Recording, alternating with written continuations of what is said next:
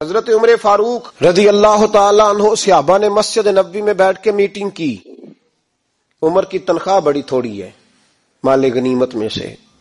اب تو عمر کے پوتے بھی ہیں، نواسے بھی ہیں، رشتہ داریاں بھی ہیں، تعلق بڑھ گئے ہیں اور عمر فاروق بوڑھے بھی ہو گئے.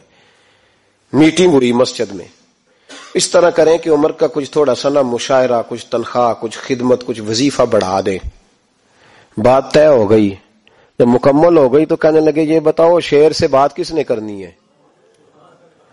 ادھر جائے گا کون؟ پہلے اس کا نام تو بتاؤ. وہاں جائے گا کون؟ تو انہوں نے کہا یہ تو ہم نے سوچا ہی نہیں. بات تو بڑی تگڑی ہے، عمر سے کون بات کرے گا؟ یہاں جتنا مرضی تگڑا پیر ہو، آپ نذرانہ لے کے جائیں، مسئلہ ہی کوئی نہیں. کبھی کسی کو کہنا پڑا ہے؟ تو کہتے ہیں جناب کون بات کرے گا؟ تو ایک صحابی کہنے لگے کہ حضرت عمر رضی اللہ تعالیٰ عنہ کی جو صاحبزادی ہے نا حضرت حفصہ رضی اللہ تعالیٰ عنہ، وہ ام المومنین بھی ہیں، حضور علیہ السلام کی زوجہ ہیں، مومنوں کی ماں ہیں. ان سے کہتے ہیں اور ان کے والد بھی ہیں. تو حضرت حفصہ سے کہا تو جناب حفصہ چل کے گئیں حضرت عمر کے پاس. جا کے کہا ابا جی ایک بات کرنی تھی.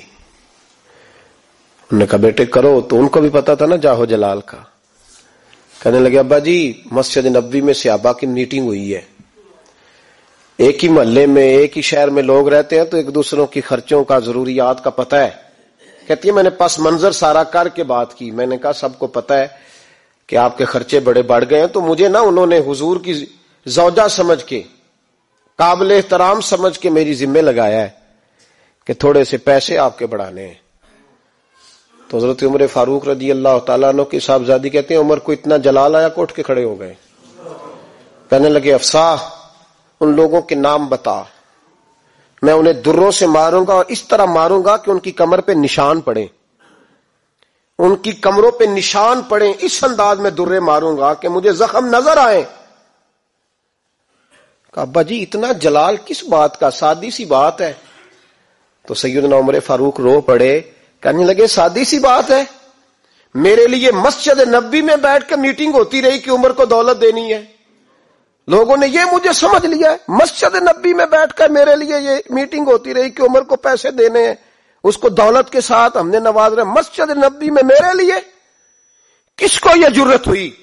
فرمایا حفصہ کاش کہ تو میرے پاس پیغام لے کے نہ آتی، کوئی اور آتا اور پھر میں اسے دروں سے مارتا. حضرت حفصہ کہتی ہے میں خاموش ہوئی تو میری طرف دیکھ کے فرمانے لگے بتا نا تو نبی پاک کے گھر میں رہتی تھی، میرے مصطفیٰ کا طریقہ کیا تھا؟ کرنا بات.